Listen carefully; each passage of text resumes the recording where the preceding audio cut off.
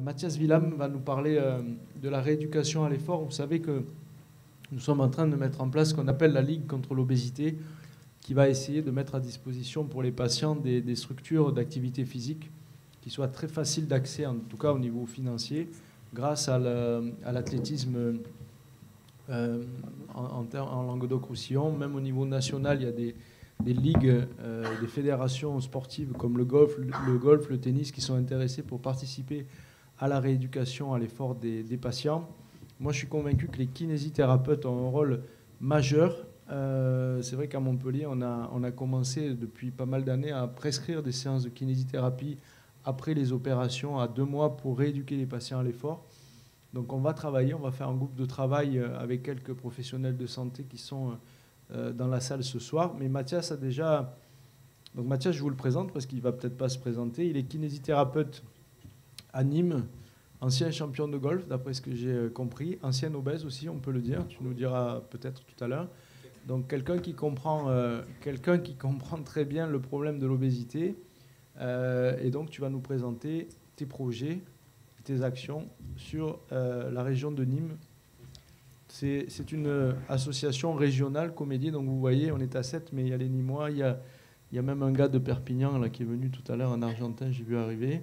Il y a pas mal il y a les équipes de Narbonne, de Béziers, j'en oublie, donc c'est bien qu'il y ait tous les départements représentés, et merci d'être venu de si loin. Merci beaucoup David de nous avoir invités. Alors écoutez, le cas clinique, c'est moi.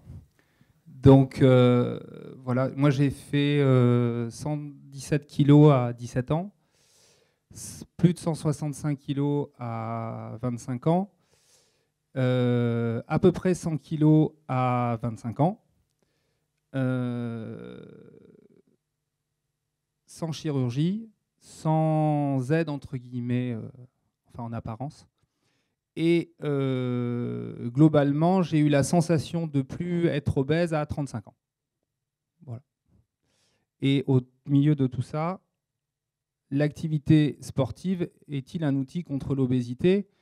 Bien évidemment, d'abord, il faut découvrir qu'on est obèse, alors, ou légèrement enveloppé, comme nous le dit Obélix. Et puis, la première chose qu'on fait quand on a l'impression d'être en surpoids, c'est qu'on s'habille en noir. Et globalement, quand on monte sur la balance, on ne maigrit pas, mais je peux vous le dire, je l'ai fait plusieurs fois. Donc évidemment, la première consultation, quand on voit un patient, tous, et nous aujourd'hui, en général, le patient, il est impatient parce qu'il vient de découvrir dans la glace qu'il a un problème de poids ou parce qu'il a vécu une situation qui est tellement anxiogène qu'il faut qu'il maigrisse. Donc évidemment, il veut perdre beaucoup de poids, rapidement, sans trop d'efforts, et retrouver une notion de plaisir. Et nous, évidemment, en face, on essaye de lui expliquer que ça va prendre un petit peu de temps, que ce n'est pas si simple que ça, et tout de suite le discours est un petit peu et pas forcément facile à mettre en place. Et on sort plutôt démoralisé que content de notre première consultation. En tout cas, le patient dont je parle. Donc évidemment, quand on a un problème de surpoids, je peux vous assurer que le meilleur moment dans l'activité physique, c'est quand on n'en fait pas. Parce que c'est très compliqué. Bien que, fatalement, vous voyez des professionnels qui vous disent que globalement, il faut faire une activité régulière d'au moins 30 minutes de marche rapide par jour, ou 150 minutes d'endurance. Croyez-moi, quand on a les cuisses qui se touchent, qu'on est gros, qu'on transpire, c'est quand même relativement compliqué. Ou évidemment chez un enfant, parce que obèse à 17 ans, 60 minutes d'activité physique, quand les copains se moquent ou qu'on n'ose pas changer dans les vestiaires, ou je vous les passe, c'est quand même très compliqué. Et quand on a un poids élevé, on nous dit que l'important c'est de bouger, mais bon, je vous assure, j'ai essayé. J'ai essayé de monter les escaliers, j'ai essayé de marcher différemment, j'ai essayé tout ça. Sauf que vous arrivez sur votre lieu de travail, vous êtes en âge, vous n'êtes pas prêt à travailler, vous êtes déjà essoufflé, fatigué, bref, vous avez honte et vous n'avez qu'une envie, c'est d'aller vous cacher dans le coin de la pièce. Mais malheureusement, elle est beaucoup trop petite. Donc fatalement, qu'est-ce qui commence à se passer ? Vous rentrez dans une forme de solitude et de sédentarité. Ou alors vous avez un magnifique outil, c'est l'humour. On dit toujours on a un bon gros et jamais un bon maigre, mais c'est bien évidemment parce que le principal outil qu'on a à notre disposition, c'est le rire, et globalement d'atténuer un petit peu les choses. Donc tout de suite, ça devient assez compliqué. Néanmoins, donc voilà, c'était pour illustrer, faire du sport, c'est vraiment une problématique. Je vous ai dit, le regard des autres, l'échec de la pratique, se blesser parce qu'on peut se faire mal quand on est vraiment en surpoids, son propre regard, le regard des autres. Comment pratiquer ? S'il n'y a pas des gens formés à côté de vous pour vous aider, quel rythme on utilise, l'intensité, comment on fait ? les expositions face aux autres, face à soi, la température à l'extérieur, tout ça est relativement compliqué. Le matériel, est-ce qu'il est adapté? Je vous assure, monter sur un vélo quand vous faites 160 kg, vous avez très très vite mal au postérieur et vous êtes vraiment très content d'y descendre. Et surtout quand vous êtes une salle de sport où la personne qui vient vous voir en plein milieu des miroirs vous dit « ça va ?» Non, évidemment, ça ne va pas du tout. Fatalement, donc je me suis abonné pour 2 ans, je ne le dis pas, mais je ne reviendrai jamais. Hein. Et cette activité physique, si tant elle doit exister, il faut quand même l'adapter un minimum parce que sinon, c'est compliqué et y trouver un petit peu de plaisir. Sauf que, comment on le fait? Donc, humblement, quand j'ai perdu du poids, j'ai rapidement encadré des équipes de sportifs de haut niveau. Et ça a été un parallèle, j'ai fait un parallèle en fait. C'est que je me suis aperçu que finalement, entre un obèse et un sportif de haut niveau, il n'y a pas beaucoup d'écart. Si vous prenez Rafael Nadal en 2007, ou l'année dernière, quand on lui dit qu'il ne peut pas jouer son prochain Roland-Garros, je peux vous assurer qu'il a exactement la même tête que l'obèse ou que moi. L'important, c'est où on met le curseur dans ce qu'on appelle le haut niveau et l'activité physique. Et qu'est-ce qu'on fait pour y arriver? Et finalement, si vous regardez les photos du dessus, les photos du dessous, si un jour on m'avait dit à 17 ans que je monterais le col du Granon, c'est-à-dire 14 km en vélo de route, à 12% de moyenne, certes en 2h15, je vous assure que j'y aurais jamais cru, sans à peu près aucun entraînement.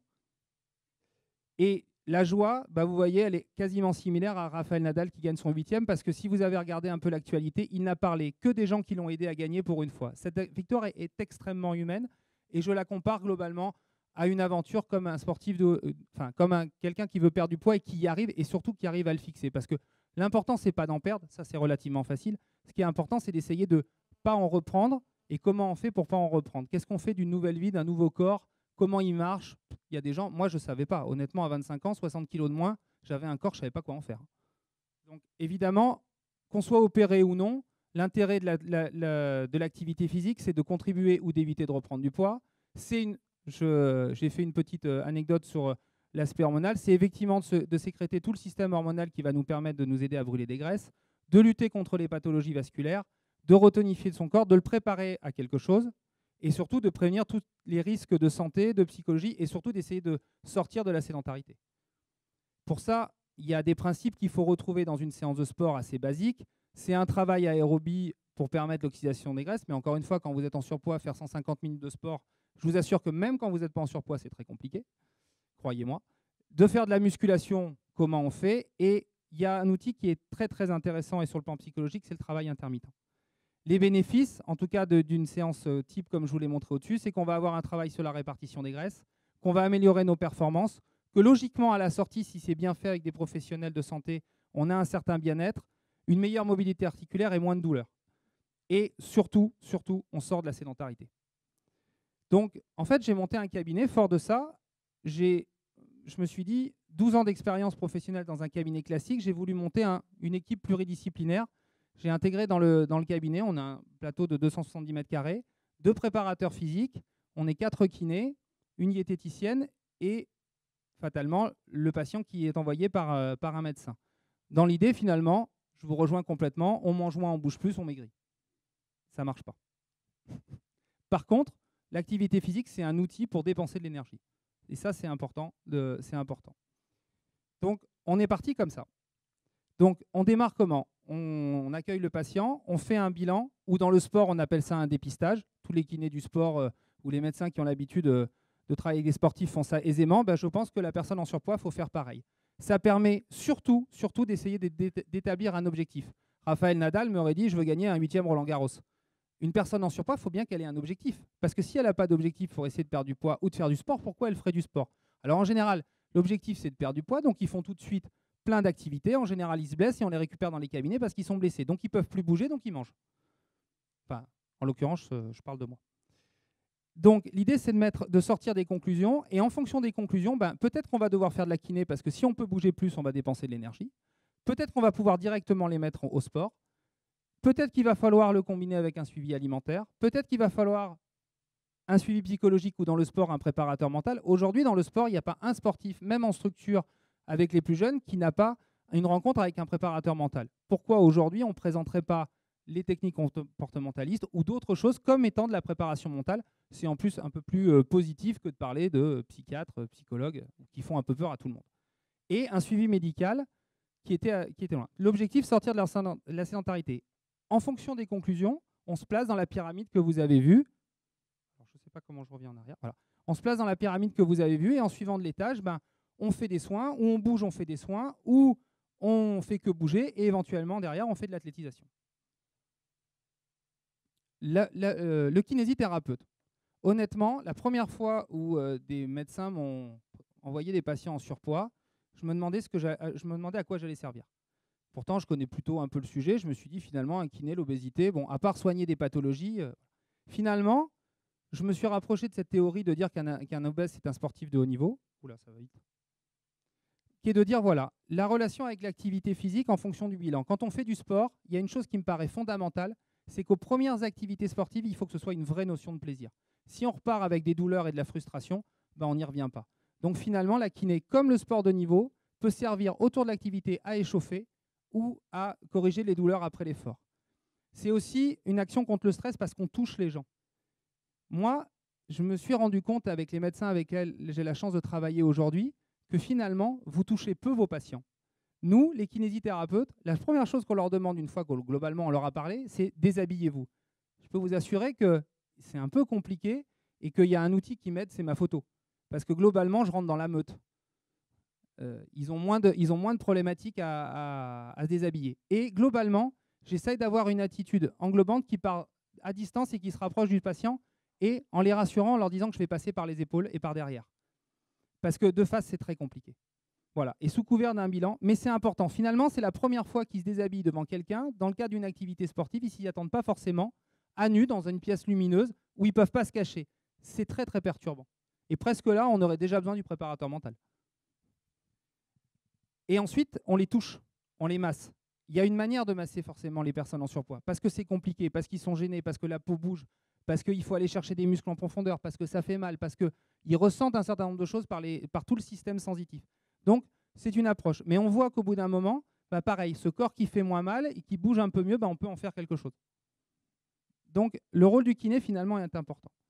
Ensuite, on s'est intéressé, on a fait bouger des patients. Ça fait 2 ans qu'on travaille avec cette équipe. Et puis, un jour, j'ai appelé à l'aide les médecins avec lesquels je travaille, le docteur Wolf et le docteur Hofer qui sont là, en disant, écoutez, je fais bouger des patients, ils viennent 3 fois par semaine, ils font des efforts. Je vois que le corps ne change pas. Ça, c'était très perturbant de voir que la qualité musculaire ne changeait pas avec des patients qui faisaient du sport. Pourtant, je venais d'appliquer tout ce que je vous avais dit.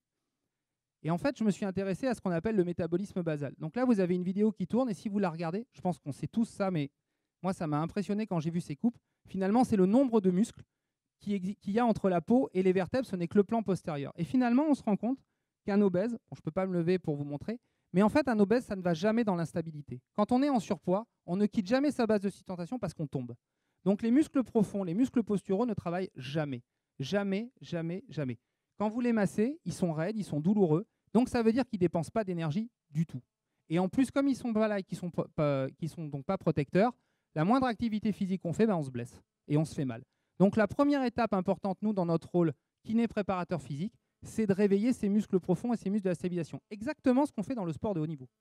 Sauf que, voilà, il fallait y penser. À partir du moment où vous avez ça, vous régénérez de la protection pour le corps et vous dépensez plus d'énergie. Et vous utilisez un capital énorme parce que c'est plus de la moitié des muscles du corps. Donc, et vous optimisez en plus le travail des grands muscles parce qu'ils ont une base pour s'attacher et travailler mieux. Donc, fatalement, vous dépensez de l'énergie. Alors ensuite, l'endurance et la musculation. Bon, quelques petites photos. La marche qui était organisée à 7 et de l'autre côté, une photo sur un terrain d'athlée et dans notre salle de musculation. L'intérêt des séances cardio, c'est courir ou pédaler doucement, ce qui est très important. Il faut qu'ils prennent un cardio. À la limite, il vaut mieux marcher, mais il ne faut pas dépasser 40% de la VO2 max. Et c'est très facile à mettre en place. Encore faut-il savoir le faire. C'est-à-dire que quand on est en surpoids et qu'on a les articulations qui s'écrasent, les pieds qui tombent en dedans, les genoux qui ne tiennent pas, marcher, ça devient très compliqué. Ça s'apprend de marcher. Pour ça, il y a des exercices de musculation qui sont assez simples. Et évidemment, le renforcement musculaire. Encore faut-il le faire avec des professionnels aguerris qui ont une idée de la prise en charge de l'obésité, parce que si on porte des charges trop lourdes, on va se faire mal parce qu'on n'a pas les muscles profonds. Pour ça, le travail, et c'est pour ça que je vous ai mis la petite photo du rugbyman qui est qui est là parce qu'on était à Saint-Raphaël, au CERS de Cap-Breton. C'est un rugbyman du Stade français qui fait 115 kilos et qui fait des exercices de travail du pied avec une position du gainage. On est dans un gainage dynamique, on est dans l'apprentissage de la marche, et je peux vous assurer que lui, qui est un athlète de très haut niveau, à un moment donné, il était avec des petits funboarders de 20 ans, il s'est mis à stresser, il avait exactement le comportement d'un obèse, c'est-à-dire qu'il avait honte et qu'il avait envie de quitter le terrain. Au bout d'une heure et demie, parce qu'il était bien encadré, c'était le premier à faire des blagues et à déconner sur le terrain, mais on était vraiment dans ce que je venais de vous raconter. Sauf que le niveau de curseur n'est pas le même. Pour lui, c'est le terrain de jeu, avec la pression que ça comporte de retourner dans son stade, et pour l'obèse, c'est simplement la vie de tous les jours. Le travail intermittent, je vous demande vraiment un intérêt sur cette diapositive. Il est très intéressant parce qu'il y a plusieurs études en Australie qui ont montré que le travail intermittent permettait de perdre du poids plus facilement. Et surtout, c'est quelque chose qu'on peut réaliser parce que c'est un effort bref sur des périodes courtes. Dire à quelqu'un qui est en surpoids, vous allez faire 7 minutes d'effort, 30 secondes un peu vite à votre rythme, 30 secondes de récupération, vous faites 2 minutes de pause et vous le répétez 3 fois, avec 5 minutes d'échauffement, vous êtes à vos 30 minutes d'activité et globalement, ça paraît réalisable. Si vous dites à quelqu'un il faut faire 35 minutes avant de taper dans les graisses, voilà, vous le faites une fois, puis après, vous ne le faites plus. Surtout si en plus, vous rajoutez toutes les problématiques associées. Je me suis bien rendu compte que finalement, bouger plus, masser, ça ne marchait pas. J'ai vraiment appelé à l'aide un certain nombre de personnes. Donc le docteur Wolf, qui est gastro et qui travaille avec nous, le docteur Offer, médecin nutritionniste, le docteur Bochu. Voilà, avec ces personnes-là, plus des médecins comportementalistes et psychologues, psychiatres, diététiciennes, on est en train de vraiment bouger les choses pour essayer de faire une prise en charge vraiment pluridisciplinaire autour de la personne en surpoids, comme si c'était un sportif de haut niveau. L'idée, c'est de faire, on fait ça dans le sport, c'est de faire une consultation pluridisciplinaire où le patient fait un véritable circuit et passe devant tous les professionnels pour qu'ensuite on ait une vraie conclusion. L'intérêt, c'est aussi que le staff va trouver de la motivation parce qu'il va se parler. Les RCP, ça c'est quelque chose que vous connaissez parce que j'ai aussi découvert depuis que je suis motivé sur ce projet le versant officiel et ministériel qu'il faut suivre. Donc il y a un certain nombre de choses qu'on va essayer de mettre en place. Aussi, l'important c'est que ce réseau il doit servir aux patients mais aussi aux professionnels. Encore une fois, moi obèse, je vois que je ne sais rien. Et si vous n'êtes pas là, je ne fais pas bien mon travail. Et je pense aussi qu'il y a plein de professionnels de santé qui ont des obèses dans leur cabinet et qui n'osent pas dire qu'ils ne savent pas, parce qu'encore une fois, ça c'est aussi un propre de l'obésité. Difficile quand on est professionnel de dire qu'on ne sait pas. Peut-être qu'eux viendront aussi par des ateliers et des réseaux pluridisciplinaires venir finalement prendre de l'information comme on fait tous ce soir. On va travailler sur plusieurs sites. La clinique Val-de-Gour et Kenval est très motivée pour aller vers ce projet-là. Et puis, bien évidemment, les cabinets de ville des différents praticiens. On utilise effectivement aussi un outil, c'est les plateaux d'instabilité type iMove. Nous, c'est iMove au cabinet ou Uber chez les autres. Ça produit un vrai travail. Encore faut-il que les gens qui font travailler des gens dessus aient compris à peu près ce qu'était qu'un obèse. Ou moi. Maintenir une relation avec le staff, c'est très important. Il faut absolument, je pense, un sportif de haut niveau, dès qu'il a une blessure, je ne sais pas si vous avez remarqué, mais globalement, en moins d'une heure, tout le monde est à son chevet. Un obèse, le jour où il a mal, c'est un peu compliqué. Donc, il faut absolument une relation entre tout ça. Donc, il y a les réseaux sociaux qui sont intéressants, ils sont beaucoup utilisés. Il y a le fait que les professionnels, finalement, aient la possibilité de se voir et surtout que les patients puissent voir les professionnels à d'autres moments et aussi peut-être quand ils vont bien ou pour commencer à dire peut-être que je ne vais pas bien. Et on va essayer d'organiser des rencontres, notamment à la clinique Kenval, où ça servira pour les nouveaux patients, ceux qui posent des questions, pour les membres du staff, pour les gens d'autres réseaux. On peut aussi servir à des réseaux. Peut-être qu'il y a des gens qui ont leur médecin, leur endocrinologue, leur kiné, mais qui n'ont pas leur ostéopathe ou qui n'ont pas forcément, et qui peuvent venir juste chercher. Et nous, on a juste l'envie de donner et d'être au service un peu de tous et avec une grande humilité parce qu'encore une fois, on s'est bien aperçu qu'on avait beaucoup de choses à apprendre. Et surtout de faire découvrir des ateliers sportifs. Là, j'ai plus d'image du tout. Et donc, dans les ateliers qu'on veut faire, finalement, je vous l'ai dit, moi je suis un ancien obèse et la première fois que j'ai fait une course, c'était pas à 7, David, j'en ai fait une avant. Et je peux vous assurer qu'arriver, voir tous ces gens déguisés en sportifs et mettre un dossard, ça a été très compliqué. Conclusion, je me suis mis l'épingle à nourrice dans le ventre. Et je vous assure que si j'avais pas eu un copain pour mettre le premier dossard de ma vie, je l'aurais jamais mis et je serais parti en courant et je n'aurais jamais couru. Il s'avère que lors de la course, en fait, on est venu avec 40 patients du cabinet. Les plus faibles ont marché. Les plus forts ont gagné, puisqu'on a un podologue. Voilà. Et puis, moi, j'ai fait ce que j'ai pu, mais enfin, j'ai couru. J'ai eu mon maillot blanc. Et je peux vous assurer que c'est un magnifique trophée. Et je l'ai fait parce que tous les gens étaient là. Et à côté, c'était de dire qu'on va essayer d'organiser des actions où on va aussi essayer d'avoir des partenariats avec des clubs pour que l'obèse qui aille dans un club, parce qu'à un moment donné, il a perdu du poids et qu'il veut faire une activité physique, mais qui pense qu'il est toujours obèse, encore une fois, moi j'ai mis 8 ans à penser que je pouvais utiliser mon corps. Il n'est pas besoin de venir et dire, comme je vous ai dit là devant tout le monde, je suis un ancien obèse, je veux faire du sport, mais simplement qu'il y aille avec juste un petit mot de son staff médical qui dit, ben voilà, un athlète revient sur le terrain, maintenant il faut le remettre au sport. Et voilà, c'était la photo d'après. Ça illustrait un patient qui fait 180 kg aujourd'hui et qui a fait la marche, un staff à sa disposition et peut-être qu'il arrivera dans quelques années à faire la course étoise. Je vous remercie. Bravo, bravo, bravo. Moi, je suis vraiment très, très impressionné par toute l'énergie que tu as mis dans l'organisation de ta structure parce que tu étais un peu isolé au départ. C'est vrai que je compte bien te récupérer dans la Ligue contre l'obésité pour nous donner un coup de main parce que tu as pas mal d'idées.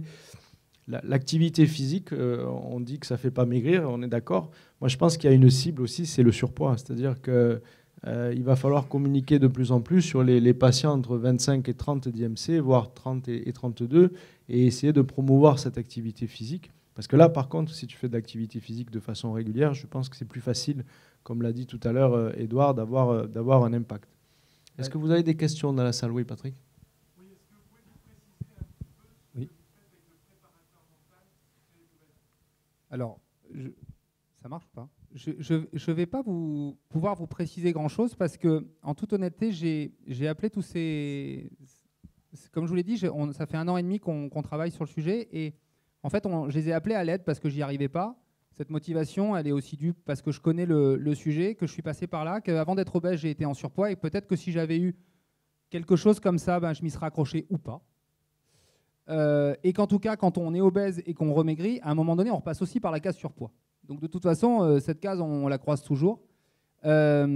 J'avoue que finalement, je parle il y a des gens aujourd'hui qui travaillent. Le patient aujourd'hui, finalement, il vient au cabinet, de temps en temps, il va voir le médecin, de temps en temps, il a rendez-vous avec son thérapeute comportementaliste. Quelquefois, il se passe quasiment 3 mois avant qu'il ait fait le circuit et qu'il ait vu tout le monde.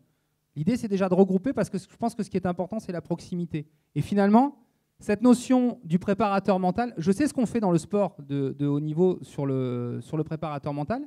Je pense qu'il faut qu'on réfléchisse à ce qu'on peut faire dans la personne en surpoids en termes de préparation mentale. Mais je pense que finalement, j'ai la réponse. Je pense qu'il y a quelqu'un que je vais un tout petit peu solliciter. C'est que vous avez globalement répondu à toutes mes questions.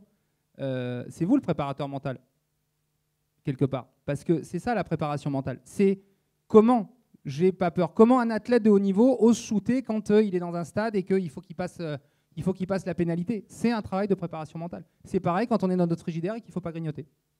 Non, mais ce que je voulais savoir, c'est est-ce qu'il y a une personne dédiée à la préparation mentale ou chacun dans votre coin, vous faites un petit peu de préparation mentale? Non, il va y avoir une personne dédiée à la préparation mentale parce que, encore une fois, je pense que pour que ça fonctionne, il faut qu'on soit vraiment des experts dans notre domaine. Par contre, je pense aussi que pour que ça fonctionne, parce que le patient est pris dans un réseau, il faut qu'on ait une culture générale de tous ces outils.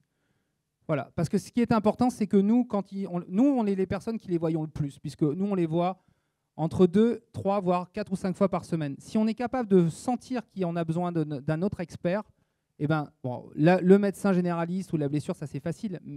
Le traitement comportemental, c'est plus compliqué. Et moi, je me refuse. Ce serait tellement facile de dire, bah, finalement, je fais du sport, je m'occupe de la tête, des muscles, du médical. Non, non. On va essayer d'avoir une personne qui va le coordonner. On en a une qui est très motivée pour le faire, mais qui c'est pas trop parce que finalement c'est un terrain qu'elle découvre, cette notion de préparation mentale par rapport au sport, je parle de cette comparaison. Et ensuite, je pense qu'il faudra une équipe parce que si c'est une partie des réponses, je pense que voilà, on aura du monde et ça attirera des gens. Et après, je pense qu'on a une équipe. Moi, je suis très content d'avoir rencontré plein de gens parce que je vous assure, bouger. Je pensais que j'avais vraiment l'outil pour y arriver et je me suis rendu compte que je ne l'avais pas. Et quand vous êtes tout seul, vous ne pouvez pas y arriver. Donc moi, je suis très, très heureux. D'abord que les médecins... parce que quand en plus vous êtes paramédical et que vous tapez à la porte de médecin et que des médecins vous accueillent à bras ouverts, je peux vous dire, c'est vachement sympa, quoi. Donc cette équipe de médecins à Nîmes, c'est un pur bonheur. Et David, à travers toi, merci beaucoup parce que je vous assure, quand on est tout seul, c'est compliqué. Oui. Moi, je voudrais juste faire 2 remarques parce que bon, l'interdisciplinarité dans la prise en charge de l'obésité n'est pas à remettre en question. Les 2 intervenants viennent de nous le prouver. Par contre, aussi bien pour l'intervention d'Edouard Ganassia, juste tout à l'heure, disons, les thérapies cognitives comportementales, bien entendu, sont très importantes, mais elles s'adressent justement à des personnes qui n'auraient pas dû passer à travers les mailles de la sélection pluridisciplinaire. C'est des personnes qui très souvent ont des TCA, des troubles du comportement alimentaire, qui ne devraient pas relever d'une prise en charge chirurgicale. Parce que dans la chirurgie de l'obésité telle qu'on la pratique maintenant, c'est surtout la satiété qui intervient et ce n'est pas la relation à l'aliment, ce n'est pas le mésusage de l'aliment. Sinon, disons, la réduction de la poche gastrique n'aurait aucun intérêt. Voilà. Ça, c'est mon avis. Donc, on peut après travailler en thérapie comportementale, bien entendu, chez des personnes qui ont un comportement mixte, qui ont une relation à l'aliment différente, qui font un mésusage, qui utilisent l'aliment pour autre chose que pour se nourrir. Mais c'est des mauvaises indications chirurgicales, ça. C'est pour ça qu'on a de bons résultats dans les échecs de la chirurgie. Voilà. Le deuxième point, pour ce qui est, disons, de la prise en charge par l'activité sportive, la place de l'activité sportive et de l'activité physique est indéniable dans la prévention de l'obésité. Elle est indéniable aussi en post-opératoire. Je pense qu'après faire du sport à des personnes qui ont des IMC de 45, c'est dangereux. Ces gens-là ont des comorbidités majeures, vous le savez. Ils ont tous des vasculaires, c'est des personnes qui ont du diabète, c'est des personnes qui ont de l'arthrose, c'est des personnes qui ont des reflux, c'est des personnes qui ont des apnées, enfin, on le sait tous. Et puis ces personnes qui sont mal dans le sport, qui ne se trouvent pas à leur place dans le sport. Et d'ailleurs, l'intervenant vient d'en parler en présent. Ces personnes, faire recourir quelqu'un de 180 kg, c'est impossible. Le faire monter sur un vélo, c'est impossible aussi. Par contre, nous, dans la prise en charge et dans ce qui concerne la chirurgie bariatrique, qui était le sujet de ce soir, c'est vrai qu'en post-opératoire, là, il y a un travail énorme à faire. Et effectivement, actuellement, il y a une sous-utilisation de la mise en condition physique. Voilà. Moi, si je peux me permettre, parce que j'ai fait du sport à 160 kg, je vais essayer de travailler pour montrer qu'on peut le faire. Et que peu importe ensuite l'outil qu'on va utiliser, s'il y aura chirurgie ou pas. Ce qui est important, c'est de savoir qu'on peut le faire.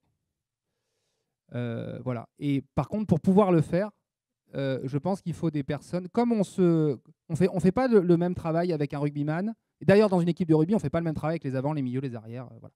On ne fait pas le même travail avec un marathonien, un judoka, un golfeur. Voilà. Et je pense qu'il faut juste qu'on essaye de...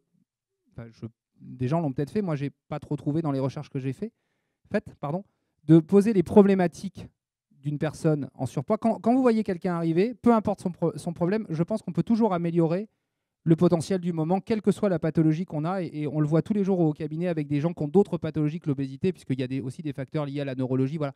On fait des choses absolument surprenantes, simplement parce qu'on les fait bouger correctement et avec les principes dans lesquels on peut faire. Rafael Nadal, il a rejoué avec un genou abîmé. Il n'aurait pas dû rejouer, il n'aurait pas dû regagner. Et pourtant, il a gagné, il a rejoué. Alors évidemment, aujourd'hui, il a mal au genou et il a perdu. Mais en tout cas, pour rien au monde, il serait passé à côté de ça. Et on ne s'est pas interdit de le faire. Et on ne s'est pas posé les questions d'eux. Et il ne s'est pas posé les questions à un seul moment d'eux.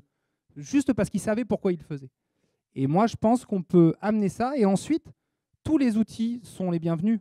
La chirurgie, la diététique, tous les outils seront bienvenus. Le problème, c'est de trouver le bon outil à la bonne personne. Parce qu'il y a aussi des gens qui n'ont peut-être pas envie de faire du sport, qui n'aiment pas ça. Et il faudra juste simplement les amener à une vie dans laquelle ils vont bouger plus, parce que par contre, on est tous bien d'accord que pour ne pas regrossir, il faut dépenser un peu plus que ce qu'on mange. Et peut-être qu'il faudra les amener à monter par l'escalier plutôt que de prendre l'ascenseur. Mais pour ça, pour certains, il faudra faire un tout petit peu de préparation physique, parce que leur haut niveau à eux, ce sera simplement de monter les escaliers. Si je peux me permettre. D'où l'intérêt des kinésithérapeutes dans l'équipe pluridisciplinaire. Et là, d'où l'intérêt simplement de la kinésithérapie. Il faudra peut-être juste apprendre à marcher. On est d'accord.